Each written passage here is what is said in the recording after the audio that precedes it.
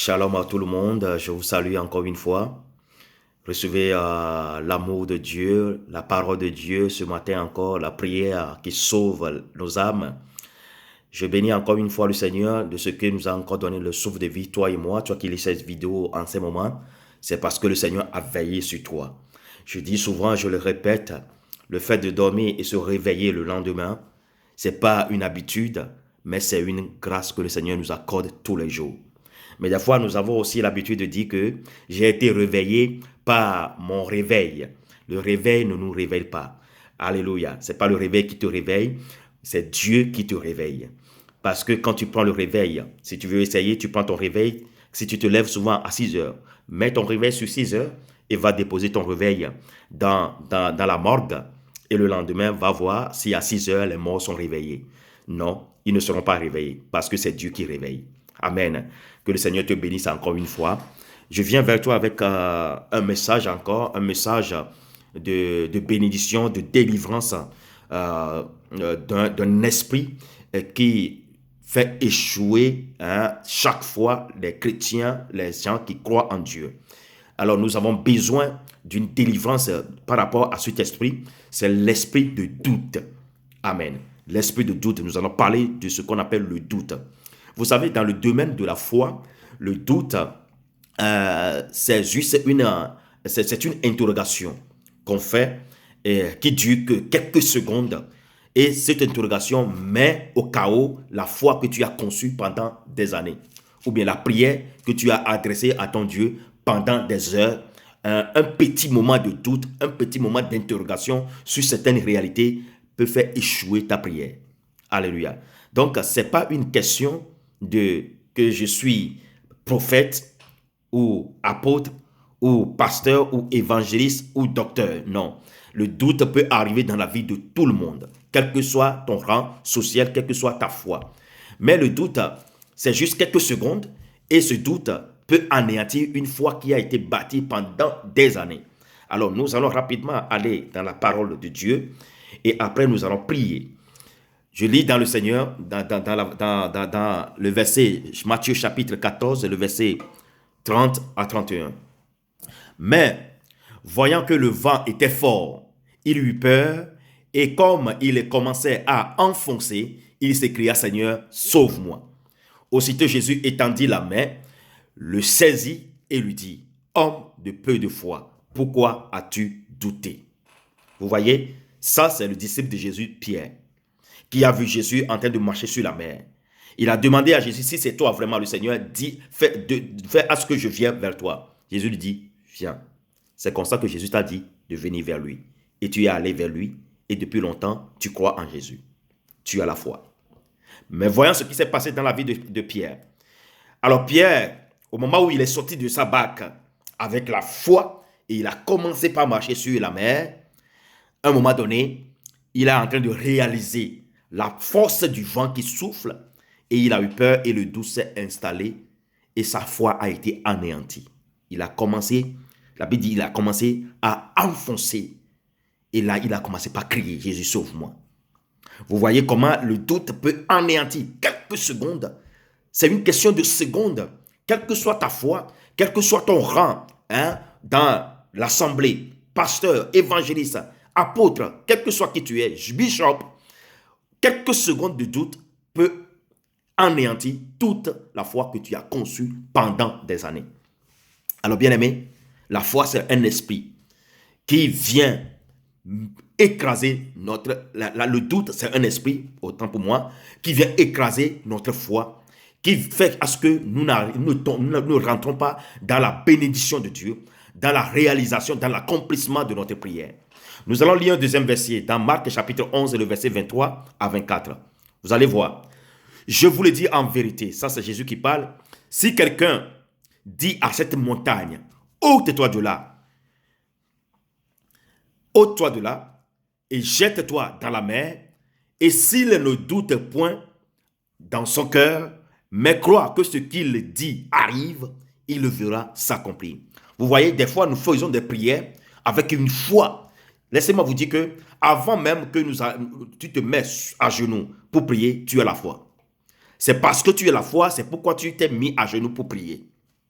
Vous voyez?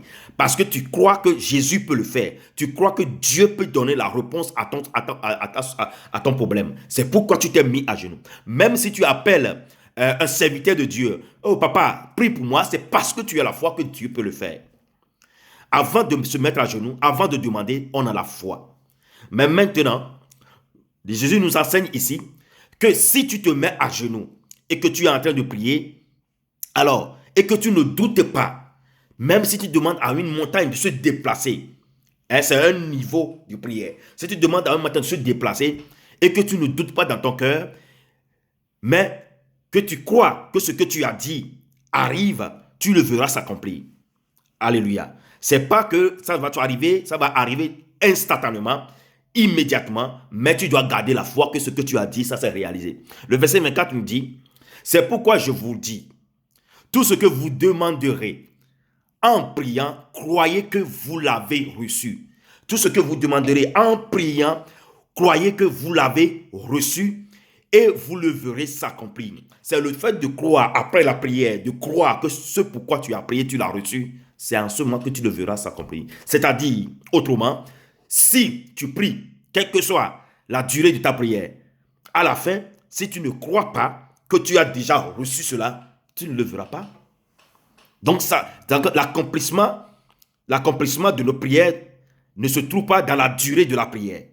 Mais ça se trouve dans le fait qu'après avoir prié, tu as cru que tu l'as déjà reçu. Et c'est là que tu le verras s'accomplir. C'est ce que Jésus nous enseigne. Alléluia. On ne voit pas l'accomplissement pour croire, mais on croit pour voir l'accomplissement. Que le Seigneur te bénisse de changer ta mentalité. Des fois, nous répétons aussi les mêmes prières. Nous prions sur un sujet, nous répétons pendant toute une année. Mais c'est aussi une manque de foi. Bien-aimé, la Bible dit, tout ce que vous demanderez en priant, croyez que vous l'avez reçu et vous le verrez s'accomplir. Quand tu répètes la prière que tu as fait hier, aujourd'hui tu le répètes, ça veut dire que la prière d'hier, tu ne l'as pas cru que tu l'as reçue. C'est pourquoi tu continues, tu répètes ce que tu as dit hier. Ça veut dire que tu as manqué de foi dans ta prière. Mais si tu crois que le Seigneur t'a écouté, alors tu dois commencer déjà par glorifier le Seigneur et passer à une autre chose. Parce que ça, la prière d'hier, tu es déjà convaincu que le Seigneur te l'a donné. Et tu passes à autre chose. Alléluia. Bien-aimés, nous allons voir ici que nous allons prendre l'exemple de Jean. Jean qui était un serviteur. Vous voyez, il était un serviteur envoyé par Dieu pour préparer le chemin pour Jésus. Alors, vous allez voir que Jean, quand nous lisons dans le livre de Jean, chapitre 1, le verset 29, je lis dans le Seigneur.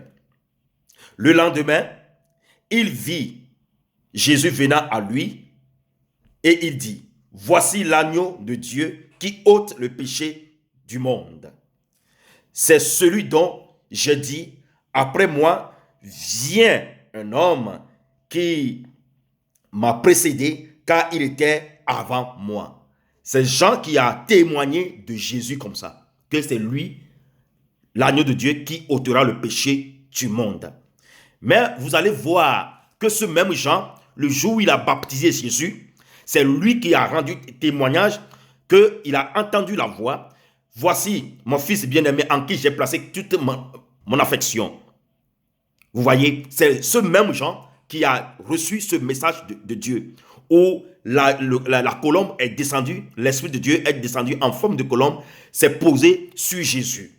Et Jean a vu, a confirmé que voilà le Messie. Et après, il a encore vu, c'est ça ce qu'on vient de lire le lendemain, il a dit, voici l'agneau de Dieu qui ôte le péché du monde. Mais vous allez voir que ce même Jean, quand il était emprisonné, à un moment donné, il a douté. Je lis dans le Seigneur, Luc chapitre 7, le verset 18. À partir du verset 18. Jean fut informé de toutes ces choses par ses disciples. Il en appela 2 et les envoya vers Jésus pour lui dire, es-tu celui qui doit venir ou devons-nous en attendre un autre? Alléluia. Il a douté. Alors que c'est lui qui avait rendu témoignage de Jésus, C'est lui qui a vu la colombe, l'esprit descendu sur Jésus. C'est lui qui a dit que Jésus est l'agneau qui va ôter le péché du monde.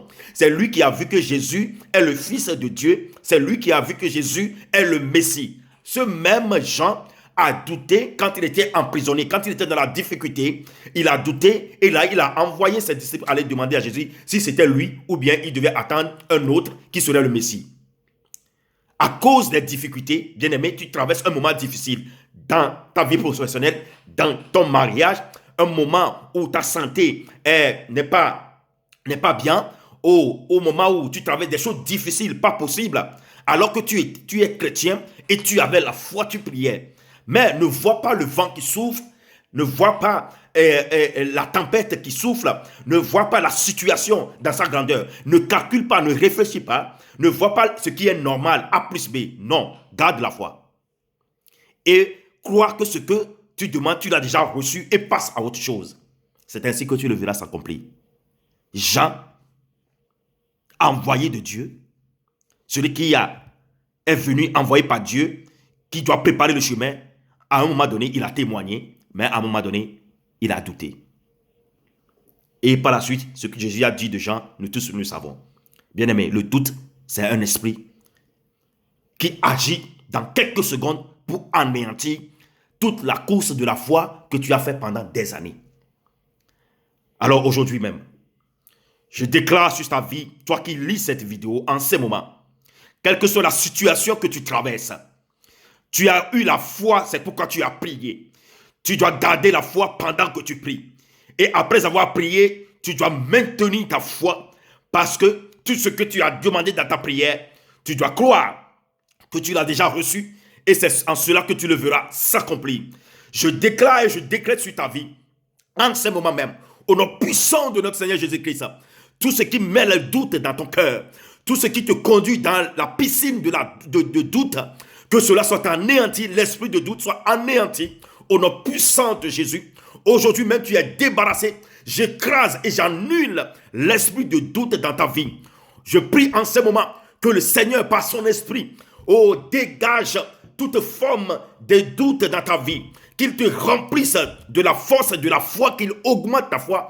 Au nom de Jésus, ce que tu as commencé, ce mariage, cette relation que tu as commencé, ce travail que tu as commencé, cette vie que tu as commencé, cette affaire que tu as commencé, ne doute pas, tu ne douteras point parce que tu crois aujourd'hui maintenant que le Seigneur est avec toi et que le doute est un poison pour l'accomplissement de ta prière. Sois délivré au nom puissant de Jésus. J'ai ainsi prié. La parole me dit dans la parole de Dieu que puisqu'il m'aime, je le délivrerai. Puisqu'il connaît mon nom, je le protégerai. Il m'invoquera, je lui répondrai. Que le Seigneur te rassasie de toute sa gloire au nom puissant de Jésus, car le doute n'a plus sa place dans ta vie. Au nom de Jésus, j'ai ainsi prié. Amen, amen, amen.